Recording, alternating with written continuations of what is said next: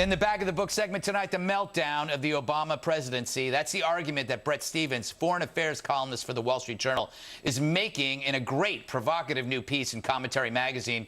And Bret joins me now to explain how it's all come to this. Bret, so I read this piece this morning. Pretend I didn't read it. And it's about basically Obama's foreign policy failures. How would you boil your conclusions down for people like me who can't read?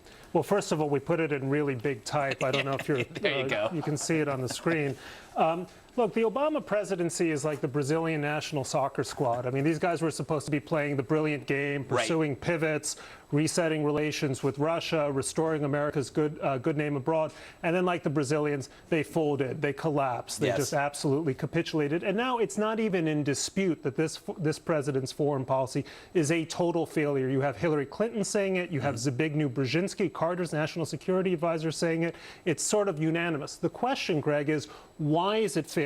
And there are three schools of thought. Basically, what liberals will tell you is it's failing because the world is this terribly complicated place. America is in decline. The president simply can't control events around the world. And Obama sometimes likes to explain himself that way. Second theory, somewhat more convincing, is this is simply an out-of-touch president who is not really giving this job his full attention. Maybe it's because he won re-election, he feels his legacy is secure, but time and again, the president is caught flat-footed by events. Some of his closest advisors complain that he's just indifferent to the details of governance.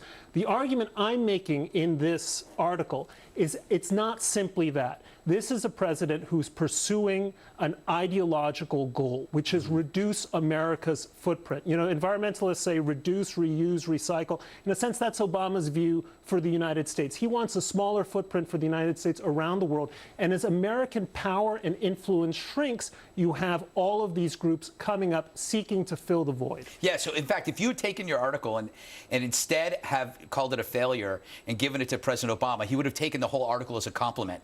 That, he's listing all of my successes because all of these together have shrunk this tumor.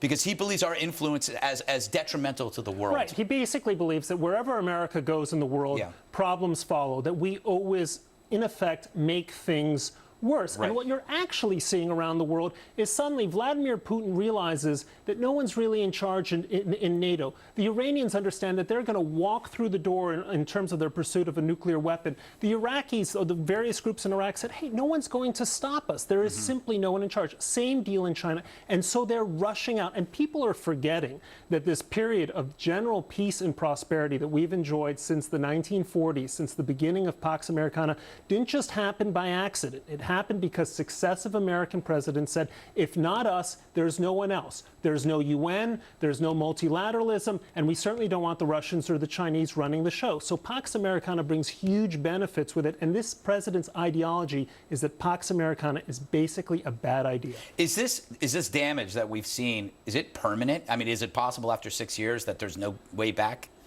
No, look, I don't think that's true for this simple reason.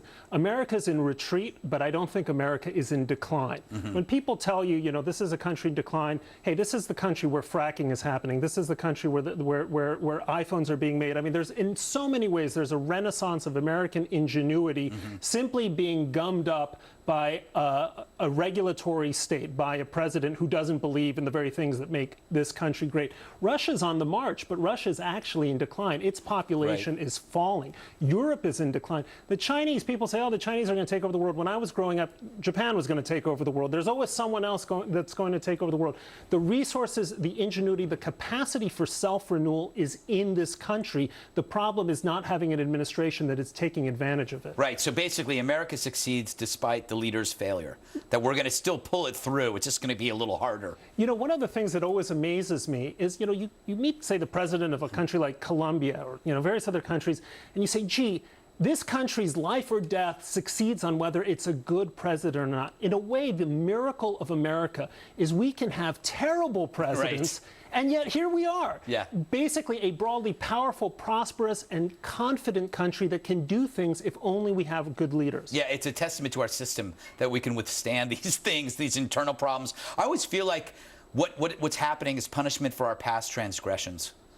You know what I mean? It's like President Obama's like, you shouldn't have had Iraq, so you shouldn't have invaded Iraq, so I'm just going to keep my hands off and let it Yeah, you know, Henry Kissinger talks about this oscillation between overcommitment and isolationism, and we are oscillating way too far to isolationism. Okay, thanks, Bret. Mr. Stephens, actually.